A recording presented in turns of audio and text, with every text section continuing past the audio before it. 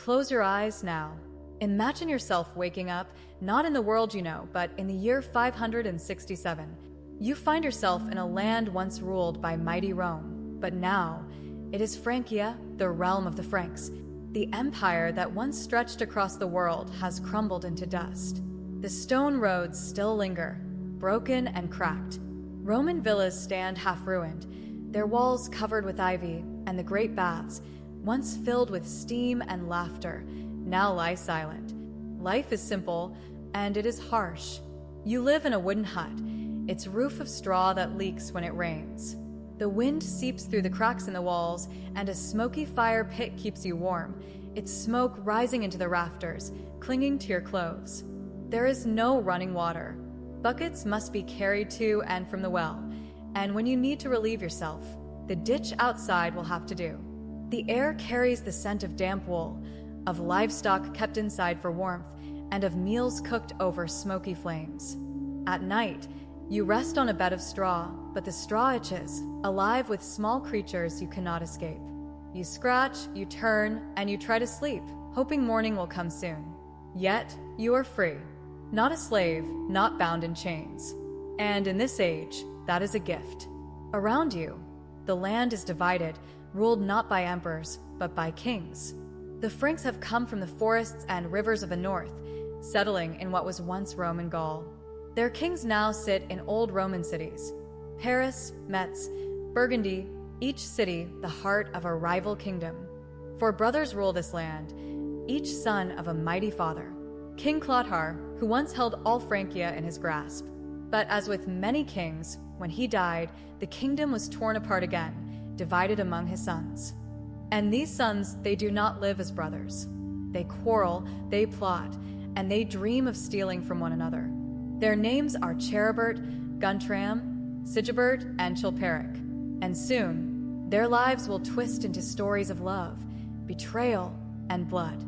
For tonight, we will follow them, and we will see how a young princess from the warm lands of Spain stepped into this cold and quarrelsome world and changed it forever.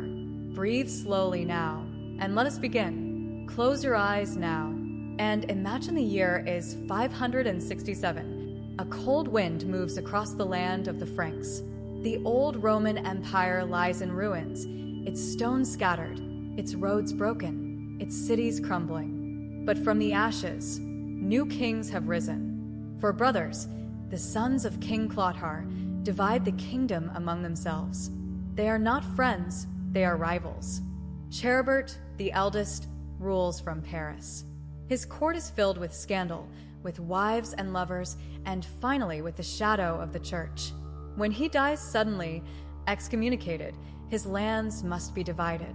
Gundevald, a half-brother who once lived at Cheribert's court and was whispered to be his heir, is quickly cast aside. His hair is cut, a Frankish way of saying you are no longer fit to be king. And so the kingdom shrinks from 4 brothers to 3. Sigebert, ruling from Metz in the east, is married to Brunhild, a princess from the Visigoths of Spain. She is young, clever, and determined. Already, she is with child and hopes for a son to secure her place. But when the baby is born, it is a daughter, a child loved, but not the heir that Brunhild needed. The division of Cheribert's lands begins. Paris is declared neutral, a city no single brother may claim. The rest is divided. Chilperic, always jealous, always grasping for more, receives the smallest share. His anger burns like fire. Sigebert, in contrast, gains important cities, Tours and Poitiers, right in the middle of his brother's new lands. Chilperic's fury is swift. He sends his eldest son, Theudebert, at the head of an army to seize what he feels is his. But his invasion fails. He is boxed in, surrounded not only by his brothers, but also by the Visigoths, Brunhild's people, pressing from the south. Defeat brings shame, and shame demands a new plan. Chilperic needs an alliance to match his brother Sigebert's, and he looks to Spain, just as Sigebert once did. For in Spain lives another princess, Galswintha, Brunhild's elder sister. In the year 568, Chilperic sends envoys south, to Toledo, to the court of King Athanagild of the Visigoths. His offer is bold, shocking even by Frankish standards. Not a dowry, not a handful of treasures, but 5 entire cities in Aquitaine. A gift of land, wealth, and power in exchange for Galswintha's hand. The Visigothic king accepts, but with one condition. Chilperic must swear before God to put aside all other women, to take only Galswintha as his queen. Everyone knows what this means. It means Fredegund, the clever, ruthless woman who rose from slave to mistress, must be cast aside. Chilperic agrees. His heart may burn for Fredegund, but his pride demands the match. And so Galswintha travels north. She arrives with wagons of gold and silver, jewels and silks, Roman treasures carried across mountains and rivers. Chilperic greets her in Rouen. He gathers his entire army, kneeling before her as though she were already his queen. Their wedding is held not in a crumbling Roman hall, but in the great cathedral, beneath soaring arches and ringing bells. For a moment, Chilperic shines with the grandeur of a Roman emperor. For a moment, he has outdone his brother Sigebert. But happiness does not last. Less than 6 months after the wedding, Galswintha is found lifeless in her bed, strangled, and 3 days later, Fredegund, wearing Galswintha's jewels, is married to Chilperic. Whispers spread like wildfire. Bishop Gregory of Tours, who will one day record these events, writes what everyone suspects, that Chilperic himself gave the order and that Fredegund stood near. Brunhild is devastated. In the space of 2 years, she has lost her father, her homeland, and now her sister. And worse, her sister's murderer has become her sister-in-law. But Brunhild is no helpless widow's daughter. She will not sink into grief. She begins to gather allies. For if the law cannot avenge Galswintha, then politics and war will. Close your eyes again. The year is 575. King Sigebert is dead. His armies are broken, and the people of Austrasia are stunned. His young widow, Brunhild, is trapped in Paris. She is alone now, with her treasure, but not the royal coffers. And her only hope is her son, little Childebert, only 5 years old. Children of that age are so fragile, and Chilperic, triumphant, is marching toward Paris. Somehow, the boy must be smuggled to safety. Stories differ. Some say he was hidden in a basket. Others say he was lowered from a window in a sack. Or perhaps he was carried by boat down the Seine. However it happened, young Childebert reached Austrasia, where loyal lords crowned him king. His sisters too were spirited away, just across the border. But Brunhild herself could not escape. When Chilperic entered Paris, she was taken. He seized her treasures and sent her to a convent in Rouen. There, under the watch of Bishop Pretextatus, she wore the rough robes of a nun. She prayed at all hours. She worked with her hands, and she waited. In the convent gardens, Brunhild found an unlikely ally. Chilperic's first wife, Adavra, also lived there, cast aside, like Brunhild, by the rise of Fredegund. Together they whispered plans, walking beneath the trees. The idea was bold. Brunhild would marry Adavra's eldest surviving son, Merivek. He was Chilperic's child, but restless, ambitious, and already leading armies. If he seized his father's throne, Brunhild would be queen again. Secret messages passed through abbesses, priests, and even farmers. Bishop Pretextatus, Meriveka's godfather, agreed to bless the match. And so, one day, in the cathedral at Rouen, Brunhild appeared not in a nun's habit, but in a queen's gown. Before a hushed and anxious crowd, she was wed again, to Merivek. Outside, his soldiers waited, ready to rise in rebellion. The plan was clear. If Chilperic could be assassinated, Merivek would take the throne. If not, Soissons itself would be stormed. Brunhild had her treasure to buy loyalty. The rebels had their blades. But Chilperic moved faster than expected. He marched to Rouen, trapping the couple inside the city walls. Merivek and Brunhild claimed their marriage was nothing more than a lover's elopement, hoping to soften his wrath. For a moment, it seemed to work. Chilperic shared a meal with them. He promised not to separate them if it was God's will. But then news arrived. Rebels under Duke Wulfold were attacking Soissons. The revolt was wider than Chilperic had feared. The mask of mercy fell. Merovech was stripped of command, shorn of his hair, and forced into priesthood. His marriage to Brunhild was declared illegal, even against the law of the Franks themselves. Brunhild was given a choice: abandon him or lose everything. She chose her children. She returned to Metz, reunited with Childebert, who clung to her hand and never wished to be parted again. Once more, she had survived. Brunhild returned to a court divided, but her presence steadied the realm. Her son, Childebert, was now king of Austrasia. Gundram of Burgundy, left heirless after his son's deaths, even agreed to adopt the boy, binding their kingdoms together. Meanwhile, Chilperic grew ever more suspicious, ever more violent. Fredegund whispered in his ear, guiding him, plotting for her own children. Merovech escaped once, taking refuge in the Basilica of Tours. There he found allies, and there he plotted again. But betrayal, bribes, and assassins followed him wherever he went. His rebellion crumbled, and he faded into the shadows. Brunhild, in contrast, endured. She had lost 2 husbands. She had seen her sister murdered.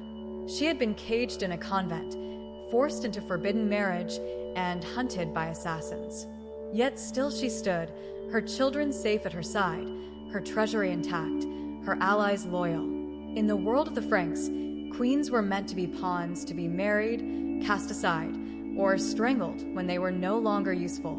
But Brunhild would not be a pawn. She was already proving herself to be a player of the game, and her story was only beginning. Let us return now to the kingdom of the Franks. The year is 576. The air in Paris is heavy with rumor. The young Prince Merovech has rebelled, and Bishop Pretextatus of Rouen, who blessed his marriage to Queen Brunhild, now stands accused of treason. In the Camelot Hall, King Chilperic presides. Fredegund watches from his side, her eyes sharp as daggers. Gregory of Tours is there too, though he writes later with a heavy hand of bias. Chilperic accuses the bishop of stirring rebellion, of plotting his death. The bishops hesitate. Gregory refuses to condemn his fellow churchmen. He is threatened, even offered a bribe by Fredegund herself. Still, he resists. At last, under pressure, Pretextatus confesses. His words uncertain, perhaps wrung from him by fear. He is stripped of rank, beaten, exiled. Merovech's cause collapses. His allies melt away, and Brunhild, once more, is left with little but her wits and her children. Merovech, once the bold rebel and Brunhild's husband, is now a hunted man. Duke Boso betrays him with false promises of safe meeting. Merovech rides into a trap. Surrounded, he refuses capture. He asks his friend Galen to kill him before the king's men can take him. With one stroke, Merovech is dead. Rumors fly that Fredegund's hand guided the plot. Gregory of Tours eagerly repeats the tale, blaming her for yet another death. That autumn, Chilperic loses even more.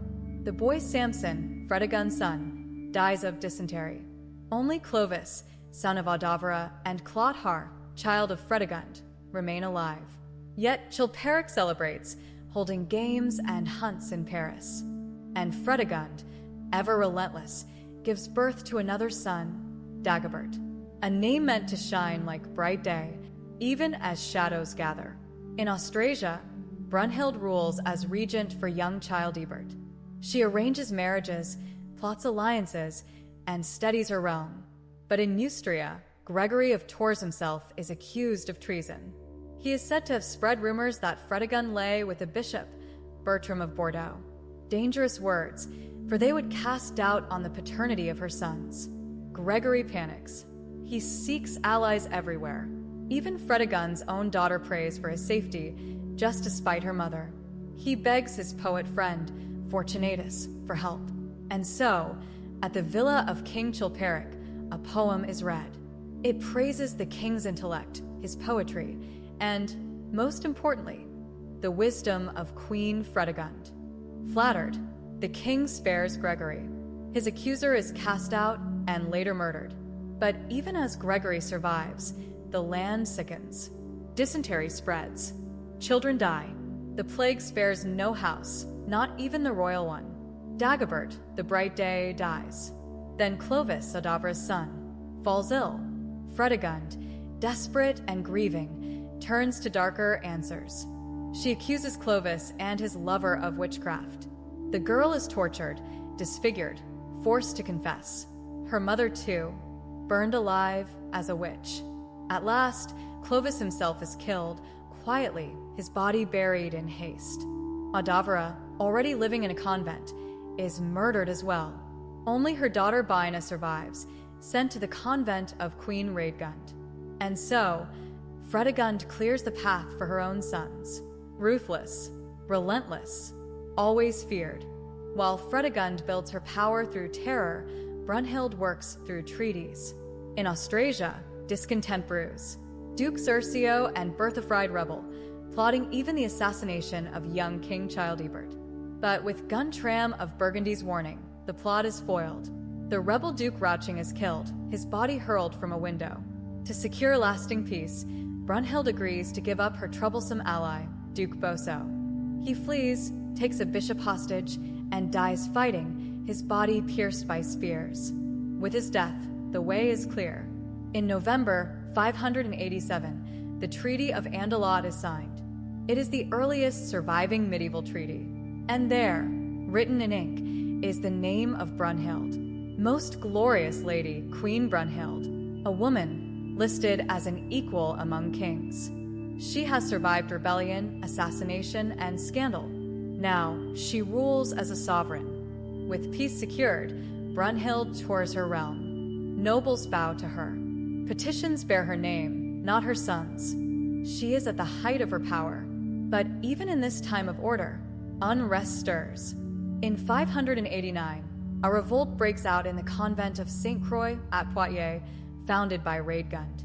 40 nuns, led by 2 royal daughters, Baina and Clodold, rise against their abbess. They accuse her of cruelty, of scandal, even of illicit liaisons. They storm the abbey, hire bodyguards, and even seize holy relics. For weeks, the convent is torn by fighting. Bishops are attacked. The streets ring with cries of battle. The sight shocks Christendom. Even holy women, it seems, can take up arms when wronged. The revolt is eventually suppressed, but its memory lingers, another sign of a restless, turbulent age. And so, as the 6th century draws toward its close, 2 women stand at the heart of Frankish power. Brunhild, most glorious lady, ruling Austrasia with wisdom and iron resolve. Fredegund, dark queen of Neustria, feared by her enemies, ruthless in her rise. Between them, alliances shift, armies march, kingdoms tremble. But the rivalry of these 2 queens has only just begun. Rest now, traveler. Their tale will continue. But for tonight, let history keep its watch. Close your eyes now.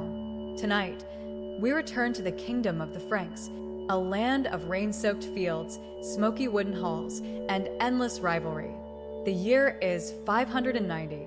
The queens Brunhild and Fredegund still stand, locked in a battle that has lasted decades. But soon, one of them will fall. After the collapse of the Spanish marriage plans, Brunhild quickly arranged another match.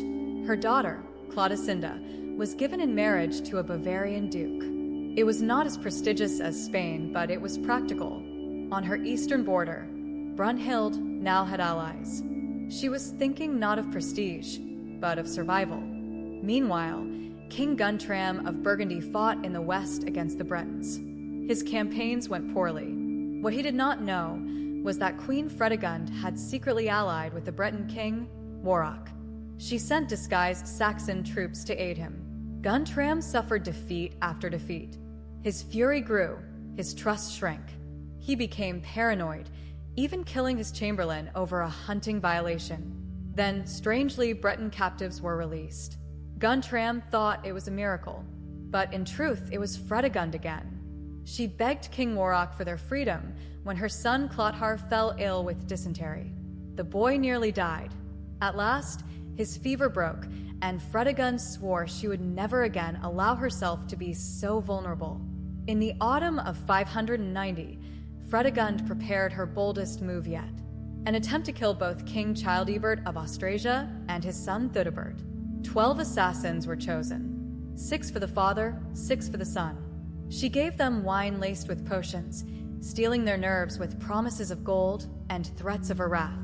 One assassin entered a chapel to strike Childebert as he prayed, but fear overcame him. His hand froze. He was captured, and under torture, he confessed the whole plan. The others were hunted down. Some died by their own hands.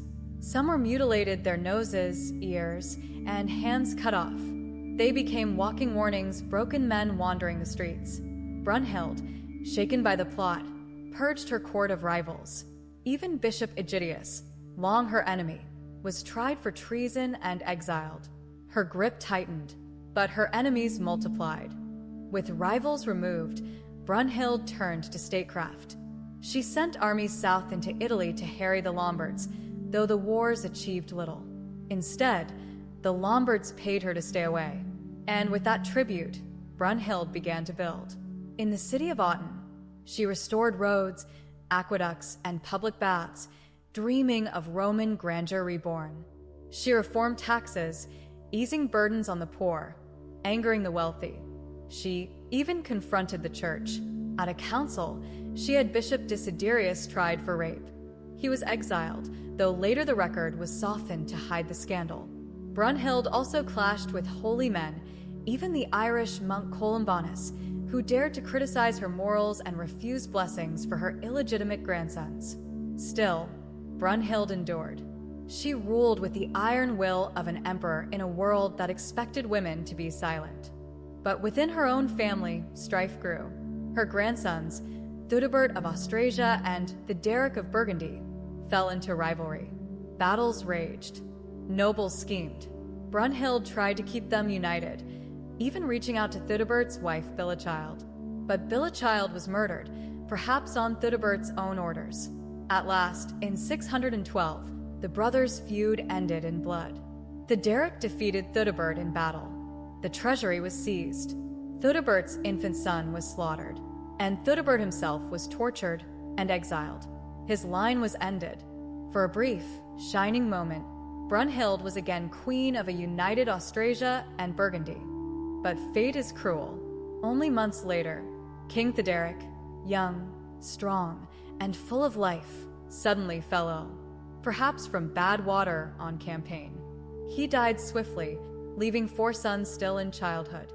Brunhild, now near 70 years of age, stepped forward once more as regent. But this time, her ambition proved fatal.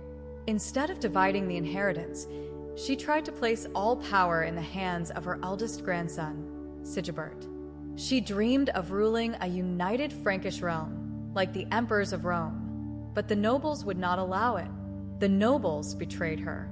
They invited Clothar II, son of Fredegund, to take the throne. Even Brunhild's own generals deserted.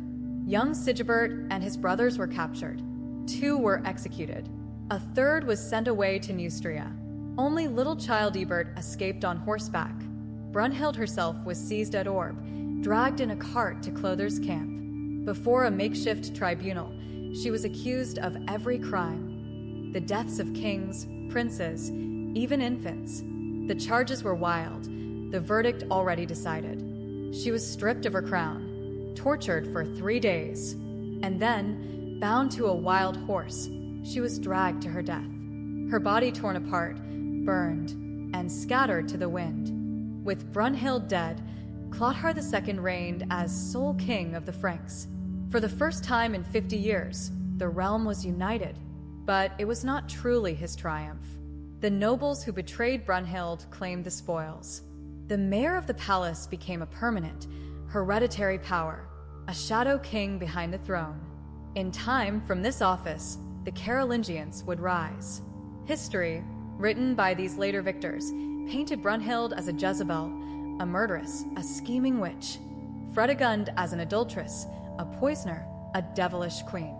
Their achievements were forgotten, their reforms erased, their legacies twisted into warnings against women who dared to rule. But tonight, as you drift into sleep, remember them not as monsters, but as survivors, as rulers, as two women who carved power for themselves in an age that offered them none. Queens in a brutal world of kings. Rest now, traveler. You have walked through 50 years of fire and shadow, through betrayals, marriages, murders, and wars. You have seen two queens, Brunhild and Fredegund, rise against the tide of a brutal age. Their story reminds us that history is not always truth. It is a tale told by survivors, by victors, by those who wish to shape memory. But memory endures, and the dark queens of the Franks still whisper to us across the centuries. Sleep well. Settle yourself now. Slow your breathing, and let your mind drift back to a world where ambition could raise a slave to a throne and tear queens down into exile. The year is 567. In the halls of Frankish kings, love and power have become tangled threads that will soon be cut with blood. While King Sigebert of Austrasia had made a glittering marriage to the Spanish princess Brunhild, his brother Chilperic of Neustria was captivated by someone very different. Not a princess, not a noblewoman, but a slave. Her name was Fredegund. She had begun her life as a kitchen servant, unnoticed, unimportant. Yet by cunning and ruthless intelligence, she became the trusted handmaiden of Queen Odavara, Chilperic's first wife. And soon, she replaced her mistress in the king's heart. Fredegund understood her peril. In the eyes of Frankish law, she was worth less than a cow. At any moment, she could be cast aside or killed. But she had lived through famine, through plague, through a world where only the strongest survived. And she was strong. She was ambitious. And she would wait for her chance. Meanwhile, in Paris, the eldest brother, King Cheribert, faced his own troubles. Cheribert was restless in love. His latest wife was a teenage shepherdess named Thudchild. She bore him a son, but the infant died almost at once. Cheribert, growing older and desperate for an heir, set her aside and married again, this time a nun. To the church, it was a scandal too far. The Frankish bishops, already struggling to bring order to a land where priests still married and villagers still worshipped trees, could not ignore a king who married a woman sworn to God. When an epidemic struck Paris, they declared it divine punishment. They excommunicated Cheribert, the first Frankish king ever cast out from the church. And when he died not long after, his body could not be buried in holy ground. Instead, the king who dreamed of Roman glory was laid to rest in an abandoned Roman fort, like a pagan of old. But Cheribert's story did not end with his death. His widow, Thudchild, saw her chance. Though once cast aside, she now claimed to be his rightful queen. And with the king's treasury in her hands, she believed she could buy herself a future. Frankish queens could not lead armies, but they could gift gold to bishops, jewels to dukes, and build webs of loyalty. Thudchild loaded carts with treasure and made a bold proposal. Marriage to King Guntram, Cheribert's younger brother. Guntram welcomed her warmly, accepted the treasure, and then laughed. He called her unworthy, stripped her of her wealth, and cast her into a convent at Alls. There, Thudchild's story grew darker still. When she tried to flee with the help of a Visigoth lover, she was caught, beaten mercilessly, and left to die. It was a cruel reminder of what happened to women who reached too high. In Metz, Brunhild watched these events closely. The fall of Thudchild was a warning. Yet Brunhild was no shepherdess. She was a princess of Spain. She had powerful family ties, ambition, and a keen, calculating mind. Her new home was rough compared to Toledo, but she adapted. She walked the halls of a palace built in Roman times, its stones still echoing with faded grandeur. From her window, she could see the old amphitheater, now used not for gladiators, but for the baiting of bears. The core was rustic, preferring war chants to poetry. Latin was broken, the Frankish tongue harsh. She missed her mother and sister, but she had allies too. The poet Venantius Fortunatus still lingered at court, weaving words into praise. He became her companion, her voice of culture in a coarse land. And when Brunhild bore a child, though it was a daughter, not the son she longed for, her place was strengthened. With Cheribert dead, the kingdom was divided. Paris was declared neutral, shared among the brothers. Sigebert received rich cities like Tours and Poitiers. Guntram expanded his holdings in Burgundy. Chilperic, already furious at being overshadowed, received the smallest share, a scattered patchwork of northern and southwestern lands. His anger boiled over. At once, he broke the fragile peace, sending his army to seize Tours and Poitiers. His eldest son, Theudebert, commanded the attack. The same son Sigebert had once spared after another failed invasion. But fate repeated itself.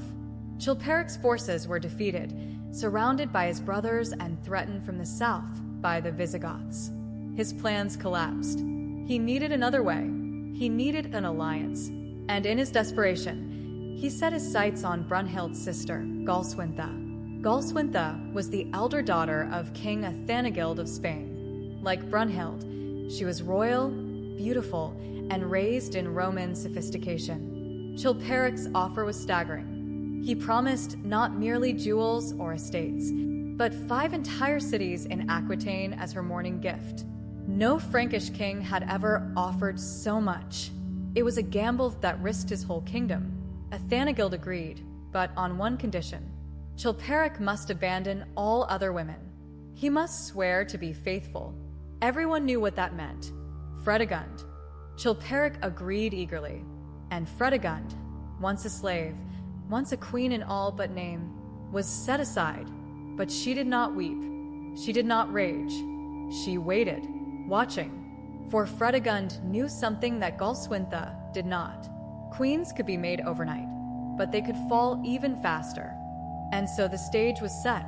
Brunhild in Metz, building her power. Galswintha in Neustria, bringing treasure and prestige. And Fredegund, the discarded servant, waiting in silence. Soon, love and ambition would ignite into jealousy and murder. Soon, one sister would be strangled in her bed, and the other would swear vengeance that would burn through a generation. But that is a story for another night. Rest now, traveler. Drift into sleep, and dream of queens who rose from kitchens and palaces alike, wielding not swords, but wit, beauty, and unyielding will, in a world where survival itself was power. Close your eyes and let your breath slow. Tonight we drift into a story of queens and kings, where alliances stretched across empires, where betrayal wore a crown, and where love, war, and faith shaped the fate of nations. The year is 568. Brunhild, the Spanish princess turned Frankish queen, is still adjusting to her new life in Metz. And far to the south, in Spain, her sister is preparing for a journey that will end in tragedy. Sigebert of Austrasia was not content simply to rule. He wanted to make his kingdom a true power, secure from enemies, respected abroad. He had fought the Saxons in the north and pushed back the Avars in the east. Now he turned his eyes southward, toward Italy, where the Lombards had carved out new lands, and beyond them, the glittering empire of Byzantium. The Byzantines still saw themselves as the heirs of Rome. Their emperor, Justin II, was said to be unstable, but his wife, the Empress Sophia, was sharp, commanding, and eager to shape foreign policy. If Sigebert could ally with Byzantium, it would lift his prestige above all other Frankish kings. But how to reach Constantinople? For that, Sigebert turned to an unlikely figure, a woman who had once been his father's wife. Her name was Fredegund, a Thuringian princess, taken captive as a girl, married against her will to King Clothar, Sigebert's father. She had rejected the king's bed, fasting, praying, even branding herself with hot irons. When Clothar murdered her brother, she fled the court and became a nun. At Poitiers, she founded the Abbey of the Holy Cross, one of the first great convents in Frankish lands. There, she lived in fierce devotion, but also in quiet power. She welcomed envoys, corresponded with rulers, and commanded respect far beyond her cloister's walls. Sigebert and Brunhild reached out to her. Through the poet Fortunatus, they asked Fredegund to use her influence with the Byzantine court. Fredegund agreed. She wrote to Constantinople, asking for a relic of the true cross. Her letter was a prayer, but also a warning. The Franks are brutal, but they listen to me. The Empress Sophia responded. She sent the relic, and with it, a bond was forged between Constantinople and Austrasia, between Fredegund and Brunhild. That summer, Brunhild's elder sister Galswintha left Spain. She came with chests of treasure, with maids, servants, and jewels enough to dazzle a court. Chilperic, desperate to rival Sigebert's marriage, had promised her an immense dowry, 5 entire cities in Aquitaine. When she arrived in Rouen, Chilperic welcomed her with his entire army kneeling. Their wedding was held not in a converted hall, but in the cathedral itself. The display was meant to rival Sigebert's prestige. For a moment, it seemed Chilperic had succeeded. Galswintha was queen, radiant in gold and jewels. But less than 6 months later, she discovered her husband in bed with Fredegund, the slave girl turned mistress, the woman Chilperic had sworn to cast aside. Galswintha wept with rage. She demanded to go home to Spain, even if it meant surrendering her dowry. Days later, she was found strangled in her bed.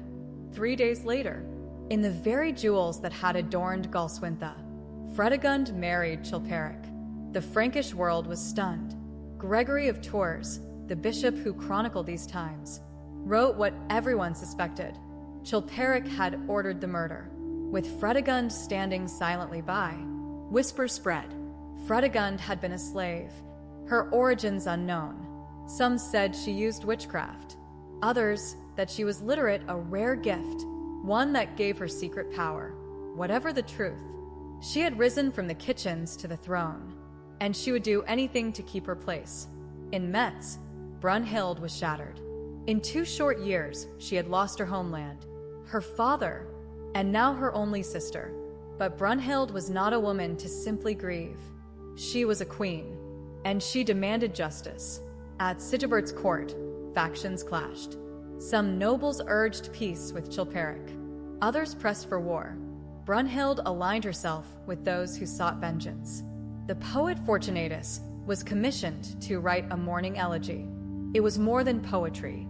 It was propaganda. It painted Galswintha as a saintly victim and Chilperic as a murderer. It warned that Spain might march to avenge her. The stage was set for war. In the year 570, Brunhild bore a son on Easter morning. He was named Childebert, after a famous ancestor. His birth gave her new strength. With Guntram of Burgundy at his side, Sigebert declared war on Chilperic. The armies of Austrasia and Burgundy swept through Neustria. The cities of Galswintha's dowry surrendered at once. Chilperic fled with Fredegund and their children. The war raged on. Chilperic's eldest son, Theudebert, was killed in battle. Fredegund gave birth to sons, heirs to secure her place. But her enemies pressed closer each day. By autumn, Chilperic was cornered in Tournai, and Brunhild's husband, Sigebert, stood triumphant. But Fredegund was not finished. In Tournai, as Sigebert prepared to be crowned king of Neustria, 2 boys entered his tent. They were slaves, carrying daggers laced with poison. Fredegund had sent them. They rushed forward, stabbing Sigebert before he could even rise. Within minutes, the king was dead. The victory was undone. The war collapsed.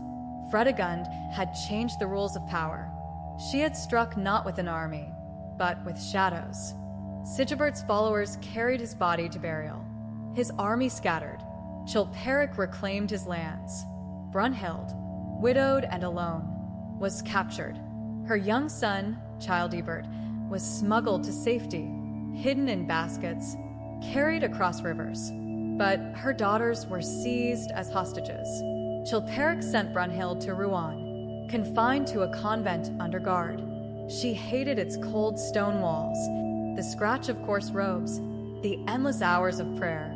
But even here, she began to weave new plots. For Brunhild was not finished, nor was Fredegund. Their rivalry had only just begun. And so the first act of this great struggle closed. Galswintha lay dead, Fredegund wore her crown, and Brunhild mourned her sister and her husband in chains. Yet a child had been saved, a boy named Childebert, who would grow to carry his mother's cause. The war between these two queens, born in Spain, raised in very different courts, would rage on for decades. But for now, let your breath soften, let your thoughts grow still, and sleep, knowing that even in the darkest times, the quiet strength of women could shake kingdoms. Take a slow, deep breath, in and out. Tonight we continue our journey through the kingdoms of the Franks, where queens battled not only with armies, but with whispers, with marriages, and with secrets in the shadows. The year is 576.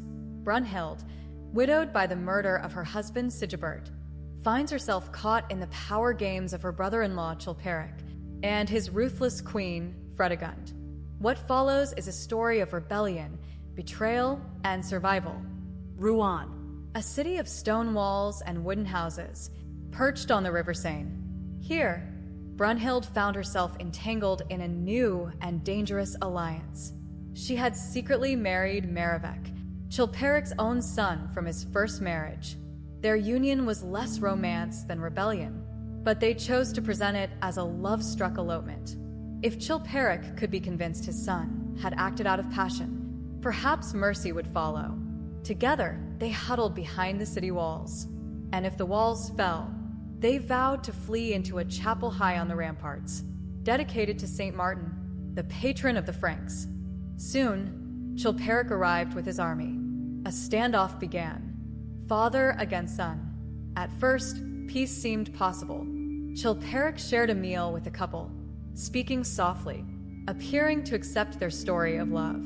But then news reached him. Wulf, a powerful duke allied with Brunhild, had attacked the royal stronghold of Soissons. The attack failed, but it revealed the truth. This was no elopement. It was a rebellion, and Chilperic's wrath was swift. Chilperic began to purge his court. Nobles who had sympathized with Merivec were stripped of power. His own son was not spared. Merivec's head was shaved, the hair that marked him as royal cut away. He was forced into priesthood, a living death for a prince, forbidden to rule, forbidden to leave heirs. Chilperic even altered the ancient Frankish law, banning marriage to a dead uncle's wife. With a stroke of ink, Brunhild's union was declared void. She was given a choice: abandon Merivec and return to Austrasia with her daughters, or stay and lose everything. She chose her children, and she returned to Metz, her son Childebert clinging to her side, never wanting to let her go again. Merivec was meant to be sent away to a monastery. His life as a royal ended. But with the help of loyal friends, he escaped. He fled to Tours, to the Basilica of Saint Martin, the holiest shrine in Gaul. There he demanded sanctuary, standing before the altar as the monks sang Mass. Bishop Gregory of Tours, ever cautious yet sympathetic, sheltered him, but the king's men circled outside. A standoff had begun. As the standoff dragged on, Fredegund moved behind the scenes.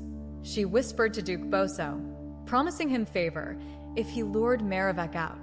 Ever restless, Boso agreed. He tricked the prince into leaving, perhaps planning an ambush. But fate did not favor Fredegund this time. The attempt failed, yet she had learned something. Boso could be bought, and men like that were useful. In the spring of 577, tragedy struck Burgundy. King Guntram lost both his sons to illness. He was left heirless.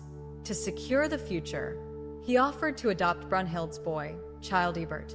The two kingdoms would be bound together, but only on one condition: the rebellion must end.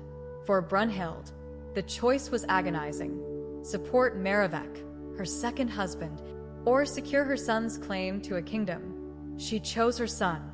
Merivek was left adrift. With little support left, Merivek roamed from refuge to refuge.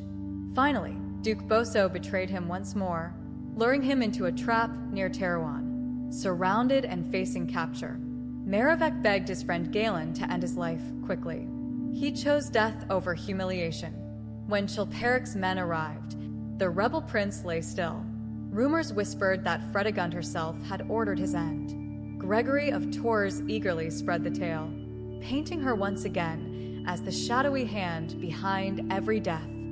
That autumn, Chilperic and Fredegund celebrated. They moved their court to Paris, hosting games, hunts, and feasts in honor of their new son, Dagobert. Yet their family was shrinking. 2 sons were dead, Merivek by rebellion, Samson by illness. Only Clovis, from Chilperic's first marriage, and little Clothar, Fredegund's child, remained heirs. In Austrasia, the mood was darker.